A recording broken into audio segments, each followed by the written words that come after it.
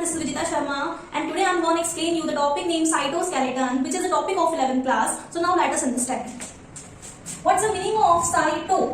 आज हम पढ़ रहे हैं साइटोस्केलेटन, लेकिन उससे पहले हम समझेंगे कि साइटो वर्ड का मतलब क्या होता है। साइटो का मतलब होता है सेल एंड स्केलेटन का मतलब क्या होता है, जैसे कि हमारी जो बोन्स हमारे बॉडी के अंदर प्रेजेंट है, ठीक है, एक फ्रेमवर्क बना के रखती हैं, एक दूसरे से जॉइंटेड है हमारी बोन्स, तो इसी तरीके से हमारा जो स्केलेटन है वो एक फ्रेम की तरह काम कर रहा है, बॉडी को पॉस्चर, बॉडी को सपोर्ट प्रोवाइड कर रहा है। ऐसे स्केलेटन को हम यहाँ पर कह सकते हैं एज अ फ्रेमवर्क, यानी कि सेल के फ्रेमवर्क को हम यहाँ पर क्या बोल रहे हैं, साइटोस्केलेटन कह रहे हैं।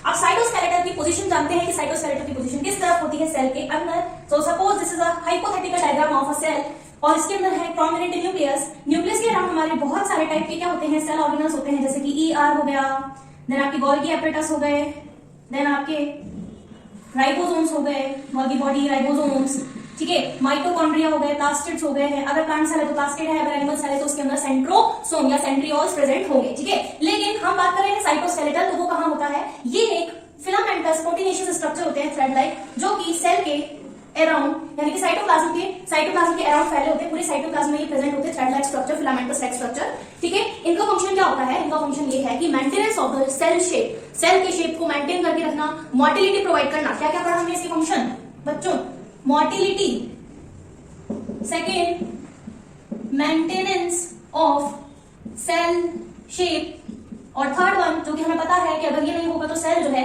वो सपोर्ट प्रोवाइड नहीं करेगी, तो यानी कि इसका काम क्या है कि also being provide support to the cell. These are some functions of cytoskeleton, correct? ठीक है, इसके बाद में हम पढ़ेंगे यहाँ पर sections of cilia and flagella. Our next topic is section of cilia and flagella. cilia और flagella, ठीक है। First let us understand कि cilia और flagella क्या होते हैं। कोई भी ऑर्गेनिज्म लोकोमोशन करने के लिए उसके बॉडी के अंदर नंबर ऑफ सीलियास प्रेजेंट होते हैं, ठीक है। बहुत सारे ऑर्गेनिज्म यानी कि some prokaryotes and some are the eukaryotic animals, cells, animals को भी हम कह सकते हैं, ठीक है। लेकिन उनके अंदर भी they have some hair like projections, और उन हेयर प्रोजेक्शंस को ही हम नाम देते हैं सीलिया का, right. Cilia are the numerous. Cilia कैसे होते हैं, न्यूमरस होते हैं। न्यूमरस का मीन्स होता है नंबर्स में बहुत ज्यादा होते हैं, ग्रेटर या लार्जर, ठीक है, बहुत ज्यादा होते हैं, ठीक है। दूसरी चीज, ये हेयर लाइक होते हैं। कैसे होते हैं, ये हेयर लाइक होते हैं, ठीक है। जैसे हमारे हेयर है, it is been like a cilia, ठीक है। हमारे नेजल कैविटी में भी सीलिया होते हैं। हमारा जो जिसपे हमारा जो हमने पढ़ा था कॉलमनर एपिथेलियल टिश्यू, उसके अंदर भी सीलियास पाए जाते हैं, which is help to exit out the mucus from our lungs, ठीक है, बाहर निकालने के लिए काम आते हैं सीलियरी सेल्स, जिनको हम बोलते हैं। और हमारे जो और भी सेल्स हैं, ठीक है, तो हेयर लाइक होते हैं ये। दूसरी चीज, दे आर स्मॉल। कैसे होते हैं ये स्मॉल होते हैं। देखो आप नजर आ रहा है डायग्राम के अंदर कि एक एनिमल है, this is the diagram of a prokaryotic cell. कैसा, कौन सा सेल है ये, this is the diagram of prokaryotic cell, ठीक है। तो प्रोकैरियोटिक सेल में क्या होते हैं, जरूरी तो नहीं है ना कि प्रोकैरियोटिक सेल में ही सीलिया होते हैं। प्रोकैरियोट और यूकैरियोट कुछ भी हो, उनमें सीलिया भी हो सकते हैं या फ्लैजेला भी हो सकता है। ऐसा नहीं है कि सीलिया भी है कि फ्लैजेला भी है, सिर्फ एक चीज हो गया तो फ्लैजेला या सीलिया, ठीक है। एक ऑर्गेनिज्म जैसे पैरामीशियम है, ये कौन सा ऑर्गेनिज्म है, पैरामीशियम, जिसके अंदर क्या पाए जाते हैं, सीलिया। वेरी इंपॉर्टेंट, अगर एक सीलिया की बात कर रहे हैं, अगर हम सिर्फ और सिर्फ एक सीलिया सिंगुलर की बात कर रहे हैं, तो इसको हम कहते हैं सीलियम। क्या बोलते हैं, सीलियम, ठीक है। ऐसे ही फ्लैजेला, फ्लैजेला अगर एक है, सिंगुलर है, तो उसके लिए हम वर्ड यूज करेंगे फ्लैजेलम। बात समझ में आ रही है। और फ्लैजेला एक या एक से ज्यादा, एक या फिर दो डायनोफ्लैजेलेट्स, और हमने नाम सुना डायनोफ्लैजेलेट्स हमने पढ़े हैं, क्राइसोफाइट्स वगैरह हम सब चीजें पढ़ के आए हैं। किसके अंदर, प्लांट किंगडम के अंदर हमने सब चीजों को पढ़ा है, ठीक है। तो ये आपको याद रखना है कि फ्लैजेला का अगर हम कैरेक्टर लिखें, फ्लैजेला का कैरेक्टर क्या है, फ्लैजेला का कैरेक्टर ये है कि न्यूमरस नहीं होते हैं, सिर्फ 1 और 2, एक या दो हो सकते हैं, ठीक है। ये भी हेयर लाइक होता है, ये कैसे होते हैं, हेयर लाइक होते हैं, लार्जर होते हैं। कैसे होते हैं, लार्जर। हेल्प करते हैं किसमें, लोको मोशन में, and as a adhesive, stick होने के लिए भी। किसी चीज से स्टिक होना है, किसी को फूड पार्टिकल को लेना है ना, फूड पार्टिकल को अगर लेना है तो by the help of सीलिया, by the help of flagella it can be, ठीक है। ये भी लोकोमोशन में हेल्प करता है। तो अभी तक हमने सिर्फ जनरल बातें पढ़ी है सीलिया फ्लैजेला की, लेकिन जब हम एक क्रॉस सेक्शन को देखते हैं, सीलिया की कट यानी कि ट्रांसवर्सल सीलिया को जब कट करके देखते हैं, फ्लैजेला को कट करके देखते हैं, तो उनमें ऐसे बहुत सारे माइक्रोट्यूब्यूल्स होते हैं, बहुत सारे ऐसे रेडियल स्पोक्स होते हैं या मैं कहूं ब्रिजेस होते हैं, जिसकी वजह से एक सीलिया या बहुत सारे सीलिया या फ्लैजेला आगे मूव करवाने में एनिमल को हेल्प करते हैं या फूड पार्टिकल को लेने के लिए हेल्प करते हैं। तो अब हम समझेंगे cross section of cilia and flagella. Cross section की बात करते हैं, तो क्रॉस सेक्शन में हमें कुछ इस तरह के बहुत सारे छोटे छोटे से माइक्रोट्यूब्यूल्स नजर आते हैं। They are in 9 1 2 3 4 5 6 7 8 and 9। तो यहाँ पर हमें जो माइक्रोट्यूब्यूल्स के बारे में पढ़ना है, हमें सिर्फ इसमें 5-6 चीजें पढ़नी है, ठीक है। First is microtubules. सबसे पहले मैं आपको इंट्रोडक्शन ही करवा रही हूँ, तो मैं क्यों आपको पहले टर्म्स समझा दूं, उससे तो आपको इजी वे में लग जाएंगी चीजें, ठीक है। तो इसमें हमें क्या पढ़ना है, कुछ माइक्रोट्यूब्यूल्स के बारे में पढ़ना है, कुछ हमें स्पोक के बारे में पढ़ना है, राइट, कुछ हमें शीथ के बारे में पढ़ना है, कुछ इसमें ब्रिजेस भी पाए जाते हैं जिससे इंटरकनेक्टेड होते हैं।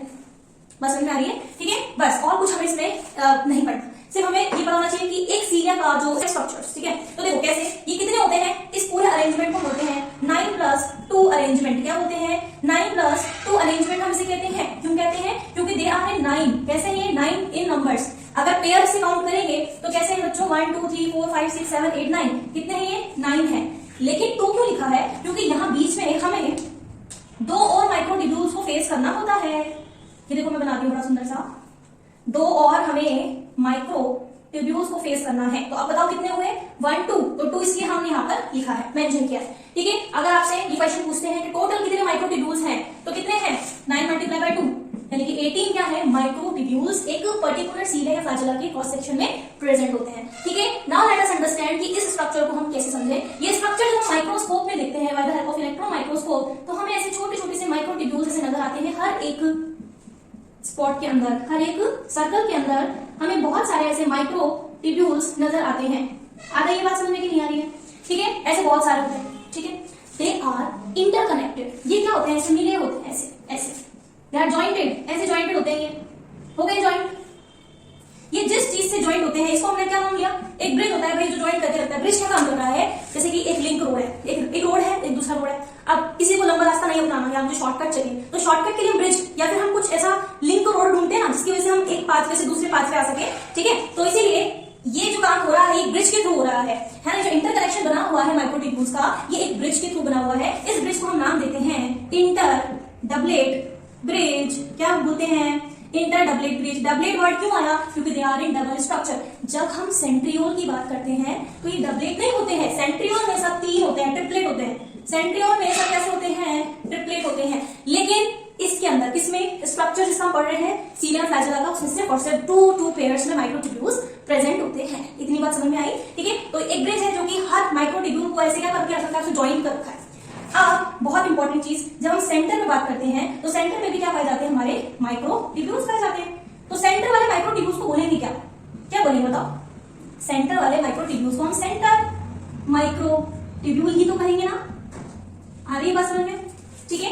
ये जो ग्रीन वाला स्ट्रक्चर आपको नजर आ रहा है, ये क्या कर रहा है, कैसे कवरिंग कर रहा है कि ये और ये आपस में से लिंक ना हो जाए। तो इस चीज को हम क्या नाम देते हैं, जो कि मिक्स नहीं होने देता है, इसको हम बोलते हैं सेंट्रल शीथ। देखो मैंने, देखो शीथ वर्ड में लिख दिया, देखो शीथ वर्ड भी प्रोड्यूस हो चुका है, माइक्रोट्यूब्यूल्स वर्ड भी प्रोड्यूस हो चुका है, ब्रिज वर्ड भी प्रोड्यूस हो चुका है। तो बचा क्या है, स्पोक। अब बचा क्या है, स्पोक बचा है। Spoke is what, spoke is that, ऐसे हर एक माइक्रोट्यूब्यूल में से एंटीनास लाइक स्ट्रक्चर ऐसे निकले होते हैं। हर एक माइक्रोट्यूब्यूल से ऐसा स्ट्रक्चर निकला हुआ है जो कि आपके सेंटर माइक्रोट्यूब्यूल से लिंक करवाने में मदद कर रहा है, ठीक है। तो ये जो स्पोक लाइक स्ट्रक्चर दिख रहे हैं, इन स्पोक लाइक स्ट्रक्चर को हम क्या बोलते हैं, रेडियल स्पोक।